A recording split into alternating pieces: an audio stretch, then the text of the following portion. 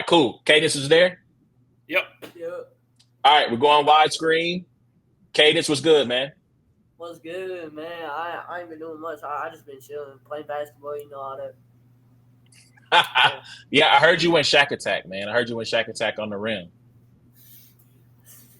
You brought it Yeah, down. I threw myself a lob. And the rim came with it. But I made it and won, I guess. And one. And one. That's hilarious. I That's saw that jump from hilarious. my friend Carter, by the way. I saw that jump from my friend Carter. I didn't make that up. That's what's up. All right, so let's talk about the NBA Finals real quick here, man. So 2-0 for Boston, headed into Dallas tomorrow for Game 3.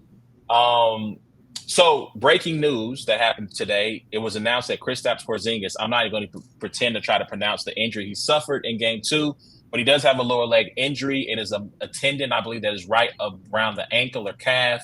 And so he is going to try to play. So just so that if you guys haven't seen that, you are heard that, breaking news. So we'll start here. How does that affect the Celtics' chance to maybe get a sweep or even win the series? Well, I do think noticeably, once he got injured and came down on that leg, he was quite different. He was very, very much playing different. He was limited.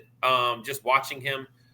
So if he's at that level in which that he was in the second, half of that game, I don't even know that it makes sense to even give him that many minutes. I think Boston is deep enough and has plenty of talent to continue to win games without trying to force that.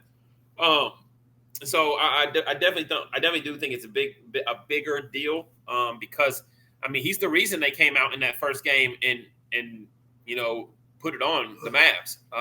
Second game was a lot closer. It got a little bit up and down or whatever, but it was a lot closer. So I think with a healthy Porzingis, you're looking at 5 games, maybe 6 games max. Without a healthy Porzingis, you can still get to the 6 and 7. I think. Do I go? Yeah, go ahead. Okay. Yeah, no, I definitely agree. It's just that when Kristaps Porzingis is on the court, bro, he is active. He is constantly I really thought that Derek Lively and Daniel Gafford were just gonna back him down every play and just not big body him because they're shorter, but I'm saying strength wise, in the paint, just constantly doing that. But that's not what ended up happening, and that's fine. And it's just Kristaps Porzingis played just such a big part, and Jason Tatum didn't really perform how people kind of thought he was going to perform. So I can't talk. I'm thinking you take Kristaps Porzingis out of the picture, it could go to 6 or 7 games for real. I think that, but if they put him on the court and he pulls some Kobe broken finger and just start playing, it's you never know. It's Kristaps is so injury prone and it's like chess. When he's on, but when it's sometimes he's not. It's Yep. It's very confusing, and it's just it's just he's shooting threes in people's faces and hitting these floaters and blocking shots left and right, but then stuff like that happens every other game, and it's I just want to see how Jason Tatum and Jaylen Brown will step up to the pedestal and perform how people thought they were going to perform in Game 1. I really want to see them. You're muted. You're muted. Yeah, I really want to see them step up and just see what happens when they're put under all that immense pressure and see what they can actually do when given that spotlight like they have in the past. Did you say chess? Yeah, he said when chess. Porzingis is on, he's on, and when he's not, Yep. Respect. Yeah, the culture seems to love chess, which is why he gets so many opportunities. But that's a story for another day. So I think it's a huge injury. I initially said Celtics in 6 with Porzingis, Celtics in 7 without. It puts a lot more pressure to me on Jason Tatum. I feel like Jason Tatum has had a fantastic series, maybe not as a scorer, but he's doing everything else. He's facilitating, he's making plays on the offense, rebounding, playing good defense. But to me now, it puts that much more pressure on him to actually turn up and be a scorer on top of all those other things that he's doing. the Celtics are a team ensemble. I know it's been a whole lot of talk about whose team is it, who's the man, who's the leader there.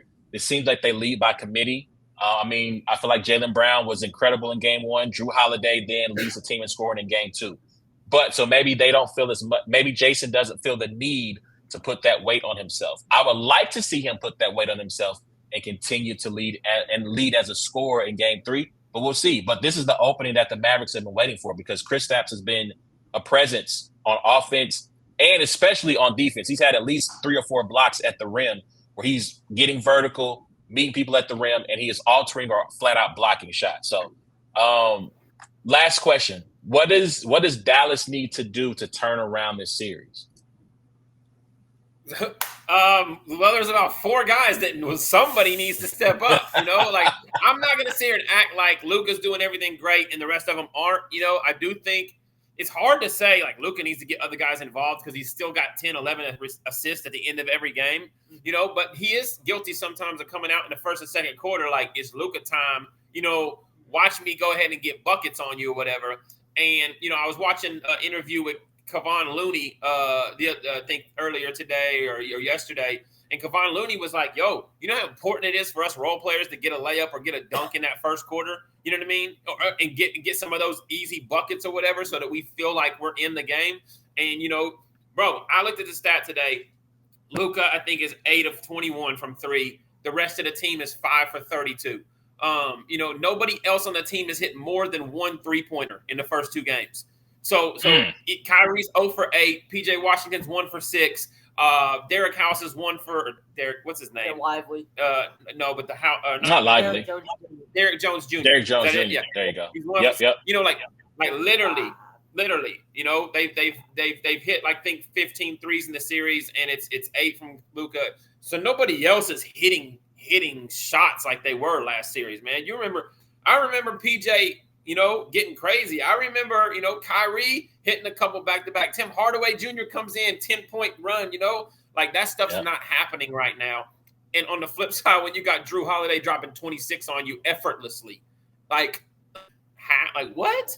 Oh, yeah, I'm just over here open because y'all are doubling this and you got to worry about this effortlessly, So what needs to happen is Kyrie needs to be the Kyrie of the last 2 games of the last series, and he needs to step up and he needs to be in the 20-point range. And then one of these other guys, man, PJ Washington or Gafford or Lively or just somebody that, man, guys got to step up because if not, if they lose this one, it might be a wrap for them. If they lose game 3, it might be a wrap for them. I think it's interesting to see that there are 1.5-point favorites going into the game. I thought maybe it has something to do with Kristaps Porzingis' injury, but I would have thought that Boston still would have been favored in this game after the first 2. Considering like Boston's been 8 to 13-point favorites over almost everybody in the playoffs consistently. You know what I mean? And on the road, they've even been 3 to 5-point favorites over their Eastern Conference foes. But I think one thing you're realizing is that that team is just – people thought, oh, Tatum's going to have to jump to that next level for them to – no. The MVP for that team is Brad Stevens, is the general managers, the people that put together that team, because that team is built to win as a team. And I wouldn't be mad if Drew Holiday or Jaylen Brown won the series MVP. All right, Kadence, what do you think? I talked so long, I almost forgot the question. What does Dallas need to do to turn it around? Okay, yeah. My fault, bro. That's on me. You good? Good? Honestly, it's a little bit off topic, but I'm gonna get back. I swear, Dallas needs Nas Reed. I'm sorry, but they do. Tell me he's not the perfect fit. Tell me he ain't the perfect fit, bro. They do need a 6th man. They need somebody to come off the bench and fire things up. Yeah. Okay. Anyway, I think what Dallas needs to do is to speak English. My fault. I think what Dallas needs to do is they really need to step up and just really focus on defense, like what the patterns of the Celtics offense do without Porzingis. Does that make sense? Because think spacing is definitely going to shrink. You're not going to have as many people going in the post as you usually would. So they're really got to lock down on the perimeter, really think about what they're doing. And then, as you said, he made a freaking great point with getting the role players and everybody started up in the first quarter. Mozzie made it. Everybody fired up in the first quarter and really just like get the energy rolling. I think that that's just I think that's huge. You said everything I was gonna say. That's crazy. Yeah. We share a brain. It's like it's just I think Luka needs to step up and be the person that we all know he is. I feel like Kyrie needs to do the same. I feel like everybody just needs to be a little, like a grain of salt better, and then they'll come not smoke them obviously, but I think everybody just needs to be a little better than they have been, and then I think the team is safe from there on. Does that make sense? Yep. All right, A1, let us not overreact because this is the consistency I've always kept, and you can attest to that. You're not in trouble till you lose a home game. You know, there's a lot of people kind of overreacting. I didn't even think about that. When you drop one at home, that's when we start looking at you like, so tomorrow Dallas wins that game and it's 2-1. We like, hey, they're right back in it. And you give me a fighter's chance in Game 7. It is what it is. You know what I mean? So I think it's the way that Porzingis played in the first game and how bad they beat him. And then, like I said, like, bro, these guys have not stepped up and played well at all. The role players and even Kyrie, and you get one and a half of those to step up, especially Game 2. There's a technically there's a foul on Jaylen Brown. When PJ Washington is going for the I don't know. What did you just say on the screen? Yo. I don't know. I can't. I gotta start betting the comments better. Anyways. My bad, ladies and gentlemen. I was like, I couldn't really see it until I actually clicked on the screen. I was like, wait, is that what never mind. My bad. I don't even know. It's a 5-point game and PJ Washington gets pushed in the back when with Derek White, Jaylen Brown block or whatever. That's a foul. There's still time to go. So that's a closer game than what it turned out to be. So you get those guys to step up. I think Game 3 can definitely go in Mavericks' favor. But, man, and then one thing we ain't talked about is Jason Kidd. There's got to be some of those adjustments coaching-wise. There's got to be, I don't know what it is, a pep talk or what. He's a great coach, though. Yeah, it's got to be. So there are too many people named Derek on that court. A lot of Dereks. Real quick. Derek House. Final comment as we go out the door. They got to get Dante Exum on the floor. Yes, bro. I knew you were talking about. That's what I'm saying. No, they actually. He did hit a 3-pointer in Game 2. He hit a 3. He hit a 3. So I know the script writers and Jason Kidd, all them been listening to this podcast, bro. Because they don't listen. I don't need him to get freaking 15 minutes a game. I need him to just get some playing time to show himself that he can be Dante. He can be that first overall. No, not number 1, but he was a top 10. He was top 5 for sure. I think. He might have been third overall. That pick that he was projected to be. He is not a bust in the draft. Sorry, I got excited about that. My fault, bro. That's a fact. That's why he brought it up. All right, so Game 3, who y'all got? We can close it out. It's like not. I think, you know what? Overtime, Dallas. Overtime, Dallas. Okay. Overtime, Dallas by 3. I like it. It's like 3 or 4. I like it. I'm sticking with the Celtics, man. The way they've been playing, bro. The way they've been playing. I mean, it's gonna take Kyrie and Luka to both have 30. Oh yeah. For the Mavericks to win. Yeah, I think Kyrie's got to play better. Like you said. PJ Washington and Derrick Jones Jr., they shot above their regular season averages from 3. They got to find that stroke at home. Role players normally play better at home anyway, and I think that's part of the reason why they are 1.5 favorites. I'm going to go Dallas wins in Game 3 in regulation, no overtime, but I think they're going to win in Game 3. They're going to make it a series. I think it all depends on what's going on with Porzingis, man. I think, again, what he provides for them defensively in terms of rim protection, his ability to guard Luka and Kyrie when put on the island because of that length. He's a more fluid mover than Rudy is. to be 7-2, 7-3. So we'll see. And we'll let Ghost of Garolitis get the final comment out of here. Watch Luka go off for 60, man. All right. Okay.